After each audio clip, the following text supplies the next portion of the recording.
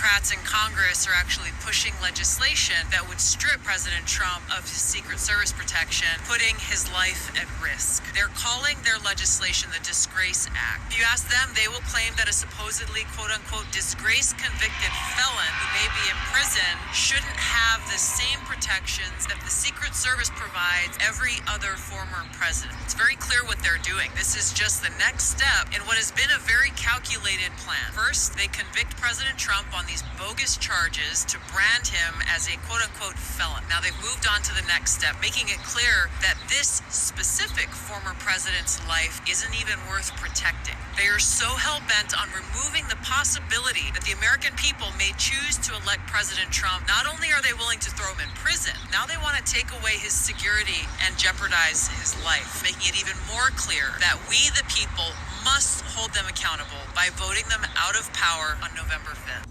These people are evil. They are evil. It doesn't take Jesus to return and say, hey, these people are wicked, they're evil.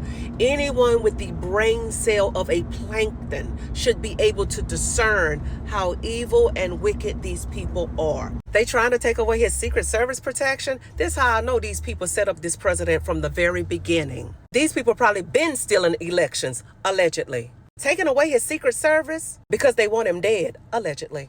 Evil. No Secret Service, easier pew pew shot, right? But if something happened to President Trump, that means J.D. Vance would be the president. Why would they be so comfortable with that? Seem like they should be trying to take away his too, right? Y'all catch that on another day. 2 words for you. Lincoln and Kennedy, allegedly. Show up to the polls election day and vote these demons and rats out, please. Because I'm telling you right now, if they get back in power, there will be hell to pay, not just for the president, but for us too. Right now, I believe there's some enemies in the camp. I truly do. That not all Republicans are for President Trump. Not everybody in his cabinet is for him. This is me and my discernment. Y'all may say, oh, she's wrong, she's wrong, she's wrong. Yeah, well, time will tell. It's an agenda called communism. It is an anti-Christ agenda. And globalism and new world order. But the more they try, the more God will protect our president. You see the gallows that they are setting up for President Trump and all American patriots and born again believers in Christ. I believe with all my heart, the gallows that they are setting up, God will allow them to be hung on themselves. These Haman people will not win. Y'all keep praying for the president.